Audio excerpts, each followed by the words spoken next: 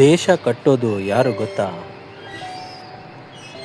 ಪ್ರತಿದಿನ ಬೆಳಗ್ಗೆ ಸೂರ್ಯೋದಯಕ್ಕಿಂತ ಮೊದಲು ಎದ್ದು ಬಿಡೋ ಜನ ಇದ್ದಾರೆ. ಯಾಕಂದರೆ ಅವರಿಗೆ ಕನಸುಗಳು ಹೆಚ್ಚು, ಸೌಕರ್ಯ ಕಡಿಮೆ. ಒಂದೇ ಶರ್ಟನ್ನು ವಾರಕ್ಕೆ 3 ಬಾರಿ ಹಾಕ್ತಾರೆ. ಆದರೆ ಮಕ್ಕಳಿಗೆ ಹೊಸ ಯೂನಿಫಾರ್ಮ್ ತಗೊಳ್ತಾರೆ. ತಾವೇ ಓಲ್ಡ್ ಸ್ಕೂಟರ್ನಲ್ಲಿ ಹೋಗ್ತಾರೆ. ಆದರೆ ಮಕ್ಕಳು AC ಬಸ್ನಲ್ಲಿ ಹೋಗಲಿ ಅಂತ ಕನಸು ಕಾಣ್ತಾರೆ. ಸ್ಕೂಲ್ ಫೀಸ್ ಡೇಟ್ ಬಂದಾಗ ಮಿಡಲ್ ಕ್ಲಾಸ್ ಮನೆಯಲ್ಲಿ ಸೈಲೆನ್ಸ್ ಜಾಸ್ತಿ ಆಗುತ್ತೆ.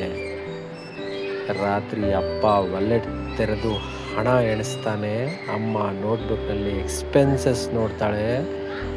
ಇಬ್ಬರು ಟೆನ್ಷನಲ್ಲಿ ಇರ್ತಾರೆ, ಆದರೆ ಮಗುವಿನ ಮುಂದೆ ನಗ್ತಾರೆ. ಅದೇ ಸಮಯದಲ್ಲಿ ಆ ಚಿಕ್ಕ ಮಗು ಫ್ಯೂಚರ್ ಬಗ್ಗೆ ಏನೂ ಗೊತ್ತಿಲ್ಲದೆ ಸುಮ್ಮನೆ ಹೋಮ್ವರ್ಕ್ ಮಾಡ್ತಾ ಇರುತ್ತೆ.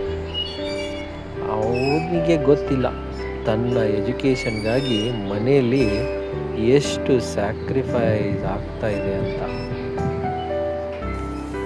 ಯಾರೋ ತಂದೆ ಓವರ್ ಟೈಮ್ ಮಾಡ್ತಿರ್ತಾರೆ, ಯಾರೋ ತಾಯಿ ತಮ್ಮ ಡ್ರೀಮ್ ಸ್ಯಾಕ್ರಿಫೈಸ್ ಮಾಡ್ತಾರೆ, ಯಾರೋ ಪೇರೆಂಟ್ಸ್ ತಮ್ಮ ಲೈಫ್ ಸಿಂಪಲ್ ಆಗಿ ಬದುಕಿರ್ತಾರೆ. ಒಂದು ಕಾರಣಕ್ಕೆ ಮಾತ್ರ, ನಮ್ಮ ಮಕ್ಕಳು ನಮ್ಮಂಥ ಸ್ಟ್ರಗಲ್ ಆಗಬಾರ್ದು. ಆದರೆ ಒಂದು ಎಜುಕೇಟೆಡ್ ಚೈಲ್ಡ್ ಅಂದರೆ ಒಂದು ಮಾರ್ಕ್ಸ್ ಕಾರ್ಡ್ ಮಾತ್ರ ಅಲ್ಲ.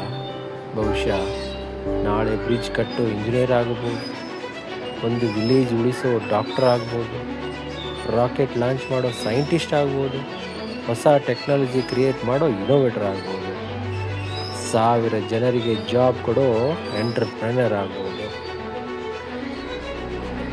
ಈ ಬ್ರಿಡ್ಜಸ್, ಈ ಹಾಸ್ಪಿಟಲ್ಸ್, ಈ ಸ್ಯಾಟಲೈಟ್ಸ್, ಈ ಟ್ರೈನ್ಸ್, ಈ ಮೊಬೈಲ್ ಫೋನ್ಸ್, ಈ ದೊಡ್ಡ ದೊಡ್ಡ ಮಷೀನ್ಸ್ ಇವೆಲ್ಲವೂ ಒಂದು ಕ್ಲಾಸ್ ರೂಮ್ನಿಂದ ಶುರುವಾಗುತ್ತೆ.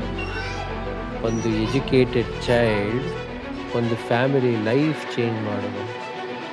ಆದರೆ ಲಕ್ಷ ಎಜುಕೇಟೆಡ್ ಮಕ್ಕಳು ಒಂದು ದೇಶದ ಫ್ಯೂಚರ್ ಚೇಂಜ್ ಮಾಡ್ಬೋದು. ದೇಶ ಪವರ್ಫುಲ್ ಆಗೋದು ಮನಿಯಿಂದ ಮಾತ್ರ ಅಲ್ಲ, ಎಜುಕೇಟೆಡ್ ಮೈಂಡ್ಸಿಂದ. ದೇಶ ಮುಂದೆ ಹೋಗೋದು ಬಿಲ್ಡಿಂಗ್ಸ್ ಇಂದ ಮಾತ್ರ ಅಲ್ಲ, ನಾಲೆಜಿಂದ. ದೇಶ ಕಟ್ಟೋದು ಸರ್ಕಾರ ಮಾತ್ರ ಅಲ್ಲ, ಪ್ರತಿ ದಿನ ಸ್ಯಾಕ್ರಿಫೈಸ್ ಮಾಡಿ ಸ್ಕೂಲ್ಗೆ ಮಕ್ಕಳನ್ನು ಕಳಿಸೋ ಆರ್ಡಿನರಿ ಮಿಡಲ್ ಕ್ಲಾಸ್ ಪೇರೆಂಟ್ಸ್.